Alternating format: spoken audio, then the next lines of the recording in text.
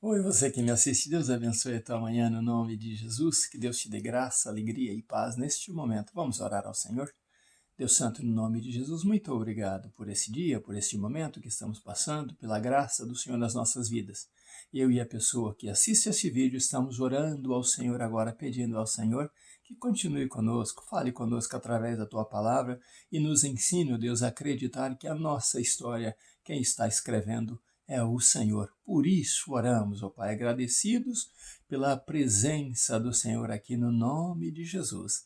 Amém. Que Deus seja contigo, seja com tua família, seja com teus negócios, né, com teus sonhos e que possa te abençoar.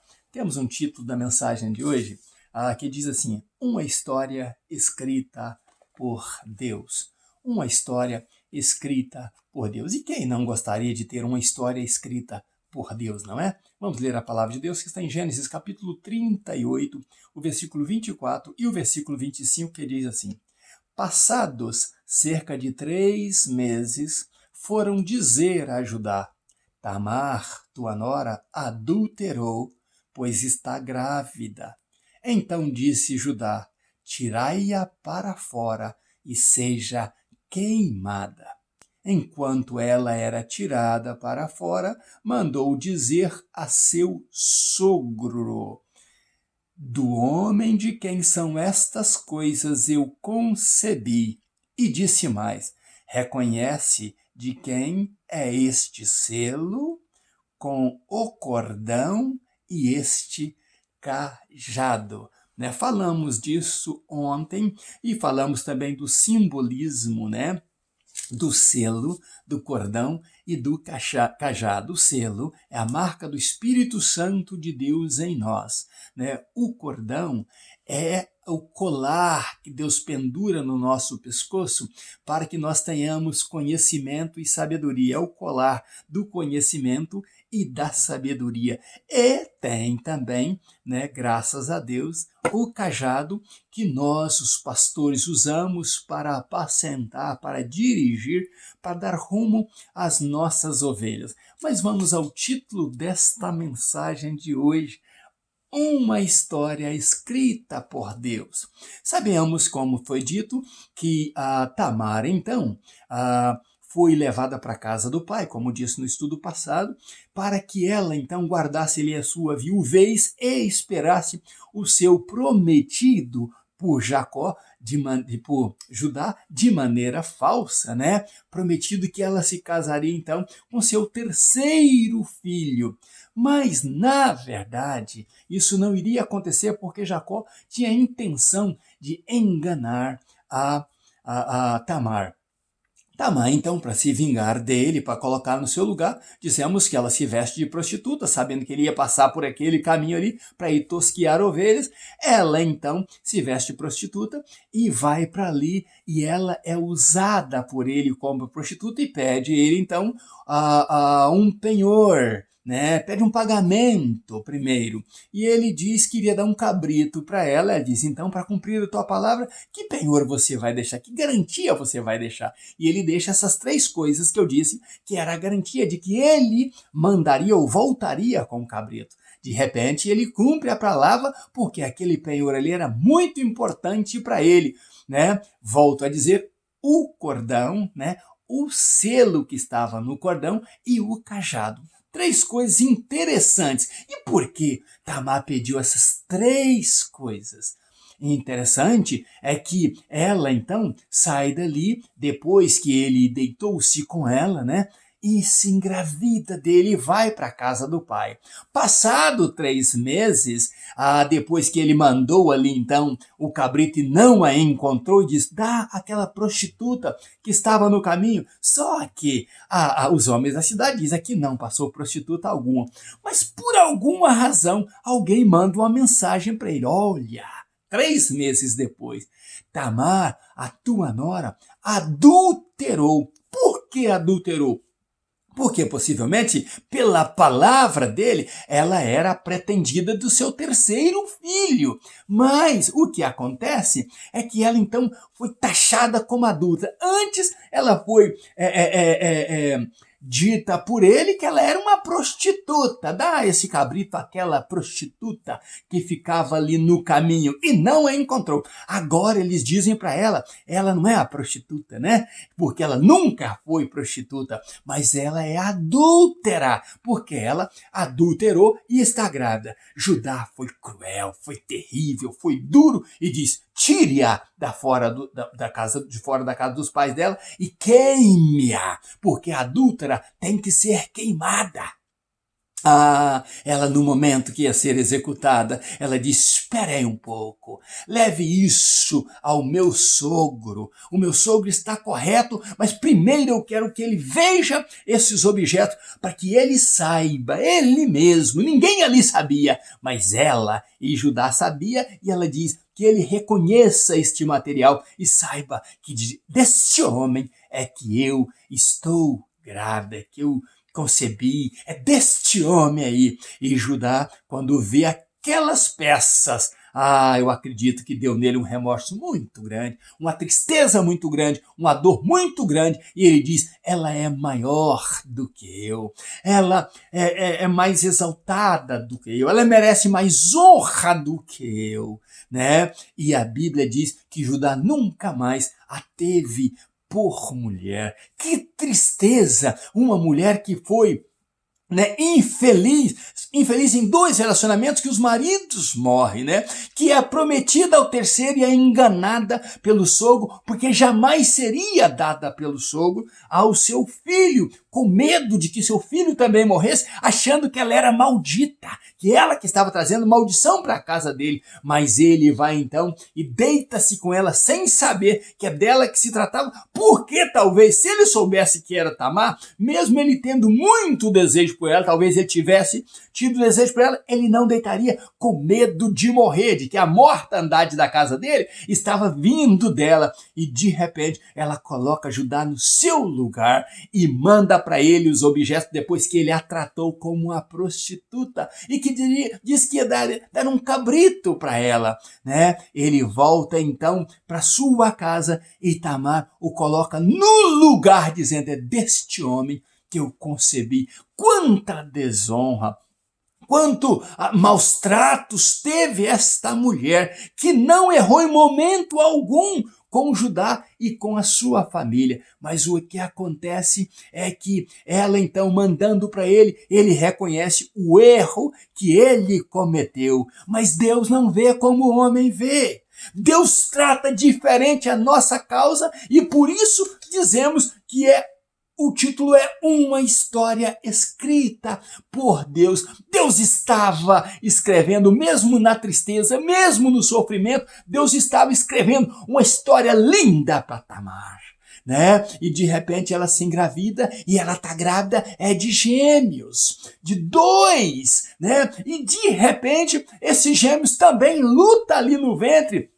E isso também havia acontecido com Rebeca, uma mulher primordial, uma mulher fabulosa, uma mulher interessante que foi Rebeca. Ali estava Tamar da mesma forma, e de repente os filhos lutam ali, né? E um quer sair e não sai, ele coloca a mão para fora e é marcada a mão dele, que ele tentou sair primeiro, mas o segundo que sai primeiro, que lutou e conseguiu que a mão voltasse e ele saísse, o nome dele se chama Pérez.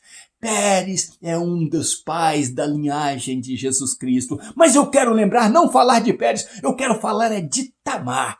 Tamar, para você que não sabe, ela foi uma mulher abençoada. Tamar foi uma mulher que passou do Velho Testamento para o Novo Testamento, da maltratada ali, e nos nomes da genealogia que Mateus traz em Jesus Cristo, Tamar é o 5º nome que aparece, e o nome da primeira mulher das 5 citadas na genealogia de Cristo, ela é o primeiro nome das mulheres que aparece. Aparece ali Primeiro Tamar, depois aparece Raabe, depois aparece Ruth, depois aparece a Betseba, que nem o nome dela foi dito, a que foi mulher de Urias, mas não aparece Betseba. E de repente aparece Maria, a mãe de Jesus, mas Tamar foi a primeira, a dita, né, que passou ali de Gênesis capítulo 38 para Mateus capítulo 1, falando da genealogia do nosso Salvador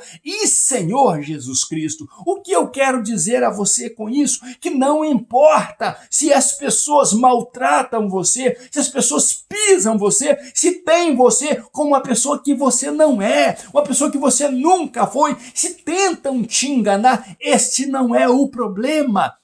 Porque o mais importante é você saber que muitos tentam escrever uma história a teu respeito, muitos tentam dizer coisa a teu respeito, mas o mais importante é que as nossas histórias são escritas pelas mãos de Deus, são pinceladas pelos dedos de Deus. Deus nos tem nas mãos dele, e por mais que as pessoas ou muitos tentam adulterar a nossa história, nos maltratar, dizer que nós não fazemos parte de um projeto de Deus, Deus é quem cuida de você, Deus é quem abraça você e diz, não importa se você é atacado, eu vou te proteger. Tamar estava à beira de ser queimada, quase sendo queimada, quando ela lembra, não, eu tenho nas minhas mãos algo que irá mudar a minha história, eu tenho nas minhas mãos algo que irá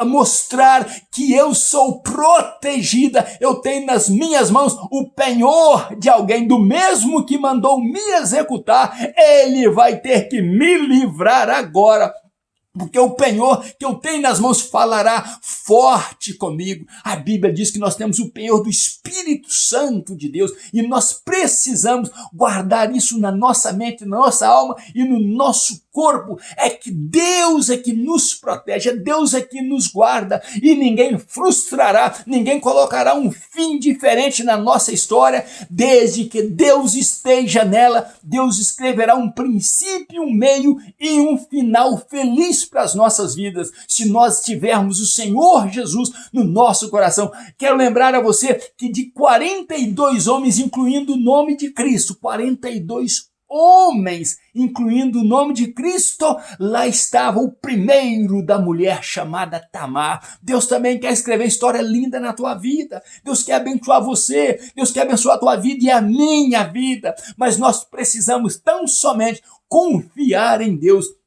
E foi o que aconteceu com Tamar. Ela acreditou que existia um Deus que poderia livrá-la da morte e que aquele penhor que ela pegou no momento exato ali, no momento de humilhação, seria também o momento para ela de exaltação. Deus tem para você uma história linda. Deus tem para você caminhos aplainados por Ele. Deus tem em você muita bênção, mas Ele quer caminhar com você. E não importa os pequenos momentos que vivemos nessa vida, nós fomos convidados para viver uma eternidade com Deus. Deus quer viver conosco e caminhar conosco nessa vida.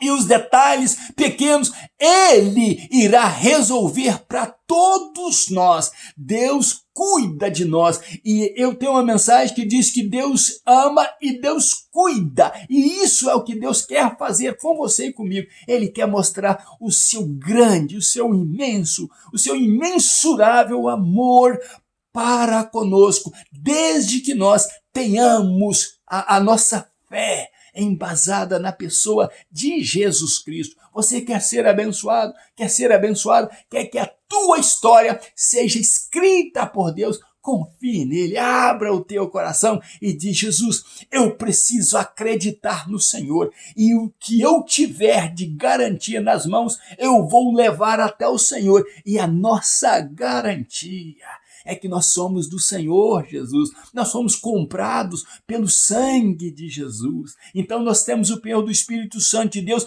para, no momento certo, dizer ao Pai: Pai, eu chego a Ti, no nome de Jesus, orientado pelo Espírito Santo do Senhor, crendo que a minha petição, a minha voz, o Senhor irá ouvir no momento exato e o Senhor me livrará de todos os problemas e todos os males, porque eu creio em Ti. Assim, Tamar cria que, ao ver aqueles objetos, Judá iria mudar de ideia. Judá iria cair em si mesmo e saber: se alguém errou até agora, fui eu e não ela. Deus quer abençoar você. Você quer ser abençoado por Deus? Você quer convidar a Deus para fazer isso com você? Escrever uma história escrita por Deus? Que Deus abençoe você e família. Acredite no Senhor, ande com o Senhor, ore ao Senhor e desfrute do gozo que só os filhos de Deus têm, aqueles que foram comprados e amados por Jesus Cristo, o Filho do seu amor. Seja abençoado e abençoada no nome de Jesus. Um grande abraço meu, Pastor Riva. Siga conosco nos nossos estudos e que Deus abençoe você no nome de Jesus.